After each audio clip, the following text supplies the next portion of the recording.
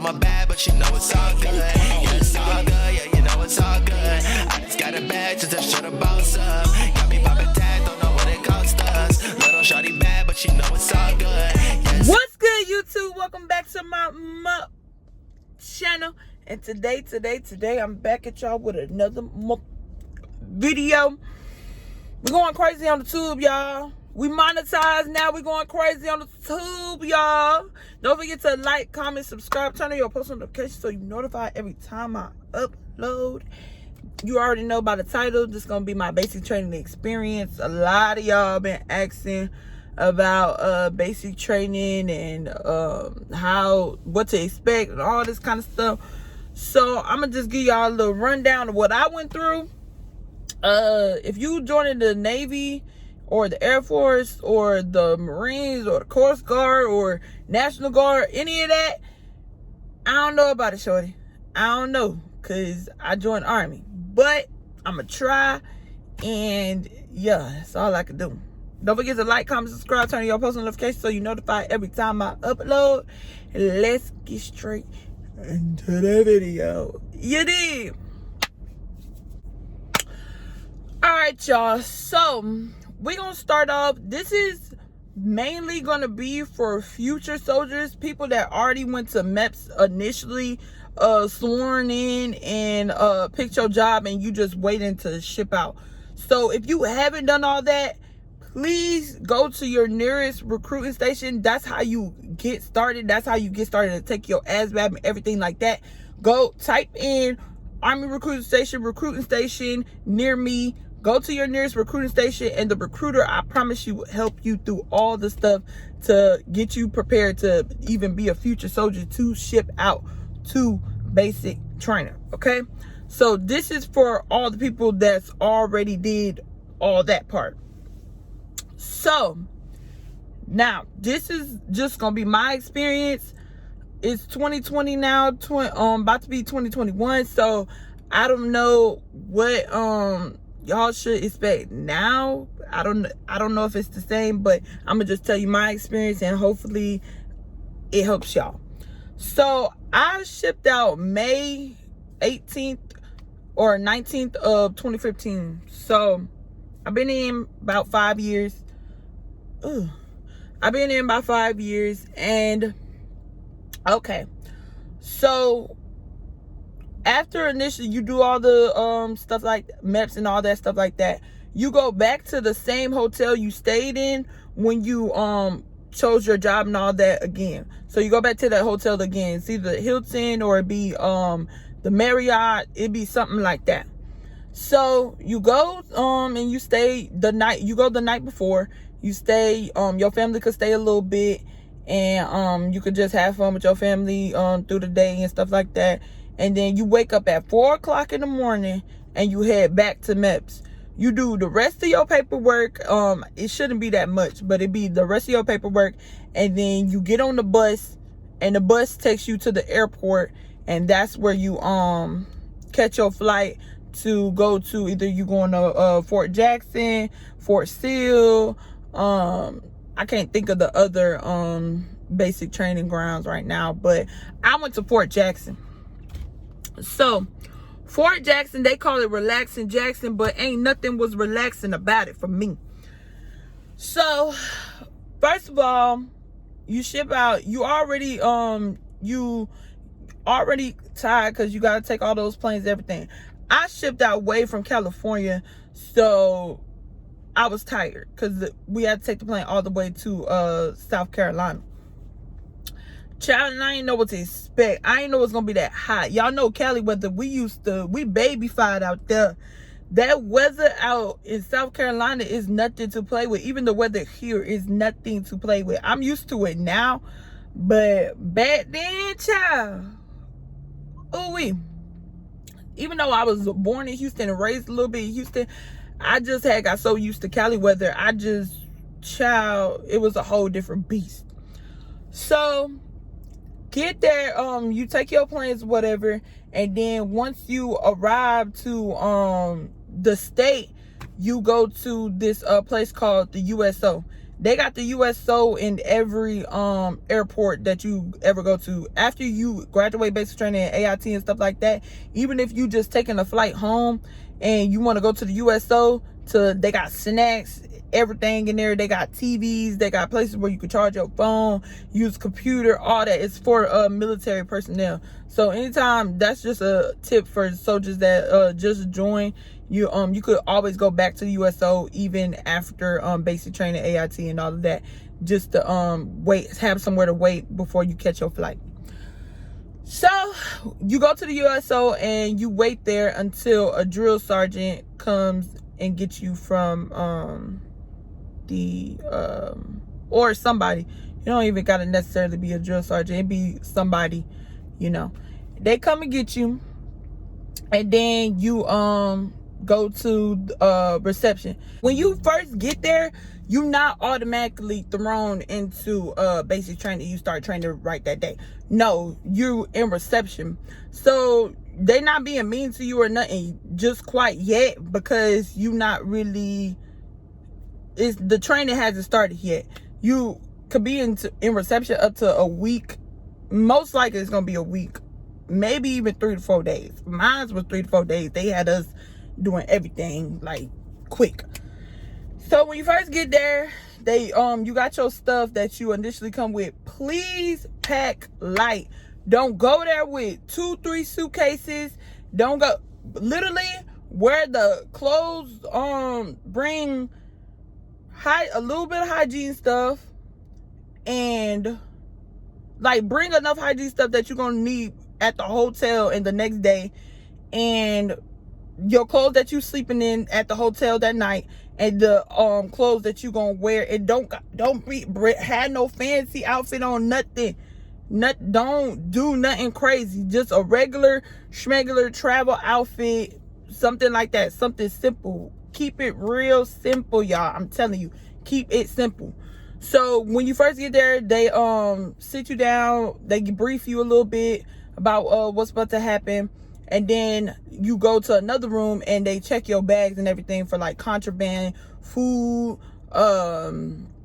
People bring makeup, all kinds of stuff. Don't bring that stuff, because some of the drill sergeants, depending, they'll have you throw the stuff away. So don't bring nothing crazy. I'm telling y'all, anything that you value, do not bring it. Like, or just try to hide something. Like, don't bring nothing crazy. So yeah, they check your bags and everything like that, and then they assign you to a little bay, and it's gonna be like some little wall lockers in there, and like bunk beds just lined up all around on one side and one side. It's open showers, so be prepared for that. And that, I think they got a laundry room and stuff like that in there. So the first 3-4 days, you get taking a picture for your ID, going through medical, going through dental, I believe. No, not dental.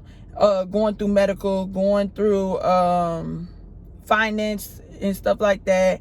And you getting your uniforms, all your gear. You getting all that stuff. Getting ready to actually go to basic training. So you get your uniforms, you get fitted for everything like that. And that's basically what the reception time is. You gonna eat there too, and that's gonna be the best food you have throughout basic training, because the basic training food is kind of nasty and you ain't got time to eat it anyways. So all that happens within the first 3 to 4 days. So then after that, after you done getting your uniforms and everything like that, then you ready to ship out to basic, to training. So it's not far, but your drill sergeants that morning, your drill sergeants, or afternoon, it depends. It could be any time throughout the day. Your drill sergeants come and get you, and when you get on that bus, this is why I said pack light, because you have to be the one to carry all the stuff that you bring. You get a laundry bag, and in the laundry bag you're gonna put all the stuff that you like your personal stuff. You gotta carry that in the laundry bag. Then you got a big old duffel and like 2 duffels that you gotta carry. So pack light. I remember this girl, she had a freaking big old suitcase thing, like 2 suitcases, and she had to carry them things with the 2 duffel bags, with the laundry bag. It's too much. Don't bring too much. I can't stress this enough. Do not overpack. So then you get on the bus, you got all your stuff, and once them bus doors open to your company, you gotta get off that bus and you gotta start running. All right, y'all. Sorry, my camera had died. So you gonna get off the bus and you gonna start running, baby. Run. My goofy self, I was running and laughing at the same time, child, because the jump was funny to me. But this other girl, she had fell.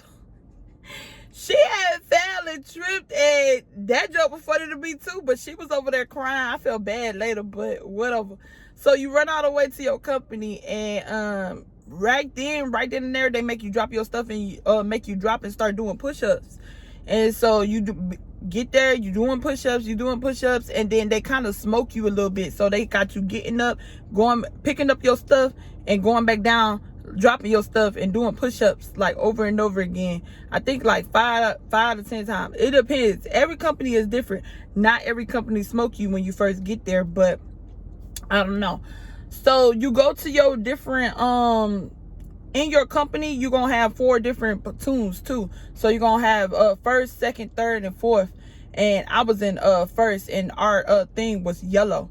So I think we got our colors at reception too. So they give you a different color dot or whatever to put on your uniform and on your gear and stuff like that. And that's the platoon that you assigned to. So it was like yellow, red, white, and blue. And you go to whatever different squad that you in or whatever. So then your 2 drill sergeants, it's like 2 drill sergeants per platoon. Your 2 drill sergeants, they take you upstairs, they take you to the bay, and in there you sit like in a little you sit in front of like the bunk beds and stuff like that, and you get your 1 phone call. You gotta say what's exactly on the paper. I can't remember what exactly the paper said. It basically says like, yeah, I'm here, I arrived, and I think you got time to give them the address, and that's it. And that's it. That's the last time you're gonna talk to your people until you probably earn a phone call in like 3 weeks or 6 weeks. So that's that on that. You start waking up every day. You do PT at 4 o'clock in the morning. You salute the flag. Then after that, you go do personal hygiene, and then I believe you go and eat. After you eat, you do whatever's on the training schedule for the day, which it could be like a ruck march, and you go into a training ground to do to zip line off of something, or you could be, the first 3 weeks is basically physical. So you learning how to do PT, you getting smoked all the time. The first 3 weeks of basic training is the hardest. So I'm telling you, like, mentally it's the hardest and physically it's the hardest, but it prepares you for the rest of basic training, because the rest of basic training gets so much easier. You get so used to the BS, you just like, okay, yeah, we got 3 more weeks after this, 3 more weeks after this. So get through the first 3 weeks and you're gonna be fine. I'm telling you, you're gonna be okay. The first 3 weeks, you're ruck marching, you walking a lot, you singing cadences a lot, you getting to know the people that you're around and stuff like that. Make sure you always got your bed squared away. So that's the first 3 weeks, and they call it red phase. Oh, and the first 3 weeks too, you take your 111. The 111 is your initial PT test, just to see where you at, and everything is 1 minute. The real PT test, everything is 2 minutes, but in the initial is 1 minute. They just want to see where you at, and it's basically to tell yourself where you at too, and what you need to work on. Do push-ups and sit-ups every day, every night. Just do a set 50 every day, every night, and you'll pass. The run, run till you can't run no more. Try to if you in C group when you first get there, work your way to B group. You in B group when you first get there, work your way to A group. If you in A group when you first get there, stay in A group, or try to lower your time while you in A group. Okay, so after the first hard 3 weeks, then you got your next 3 weeks, and that's white phase. White phase is range. You going to the range all day, every day, and you shooting. And so pay attention when you shooting. Don't do nothing that's gonna get you kicked off the range, because that could start you all the way back to red phase if you do something that's gonna get you kicked off the range. That's the only advice I got for white phase. White phase is pretty easy because you don't even have to walk to the ranges. You get on the bus and they take you to the ranges, unless the range is closed, and the range is not closed because you gonna be shooting. So white phase is pretty fun. You just learn how to use your weapon. You is gonna be cleaning your weapon every day after the ranges, so that's kind of shitty, because they want you to like clean them things. So that's shitty. Then after those 3 weeks, so after the red phase, we had got a phone call. Not every basic trainer is like that, but we did. So we got a phone call, and you could talk to your parents for about, I think it's like 20 minutes. It don't be a long time. So you let them know that, okay, yeah, you passed and you want a white phase. Then I believe in white. After white phase, we did get a phone call, but I believe we took our second PT test after white phase. You take your you take an initial PT test, like to another one to see where you at. But this one not a 111. It's a actual PT test to see like, are you progressing type thing. And usually after white phase, you are passing, like you're done good. So then you got, after those 6 weeks, then you got your blue phase. When you enter blue phase, you training for graduation, and also you at the beginning you're training to go to the field. So you're gonna have this thing called Fort Gord. I forgot what it's called, but you basically go to the woods for 3 days and 2 nights, and you're gonna be out there basically doing everything that you learned while you were throughout the whole basic training. You're doing everything that you learned throughout the whole basic training, the weapon and everything. Also, I forgot about this. After every phase, you have a test. So everything you learned in red phase, you got a test at red phase test. Everything you learned in white phase, you got a white phase test. So make sure you paying attention throughout everything. It's not hard to retain the information, but just make sure you paying attention to everything that you need to learn. They're gonna give you study material and stuff like that, so make sure you take heed to that. If I did it, I promise you, anybody could do it. Blue phase is pretty chill. After you go to Fort Gorge and all of that, I don't think it's called Fort Gorge. Don't quote me on that. But after you do the 3 days and stuff, after those 3 days, you're gonna do a 12-mile ruck march. After that ruck march, you're gonna don your berets, and that's when you pass basic training. When you don that beret, a lot of people gonna cry. I didn't cry. I'm a thug. But yeah, a lot of people cry when they go and do that part. And it's a great feeling after you graduate. I mean, after you don them berets. And even walking is not even as good of a feeling when you go and don your berets after you did that 12-mile ruck march. That is the best feeling, because you're like, whew, yeah, I did it. Because when you first get in red phase and white phase, and you there and you going to church on Sundays and stuff like that, you gonna see other people that's already like went through your weeks, and they blue phase and they got their berets and stuff like that on. You gonna be like, oh my God, I ain't never gonna get there. And then it's gonna be the next group looking at you like, oh my gosh, I ain't never gonna get there. They so lucky they about to graduate.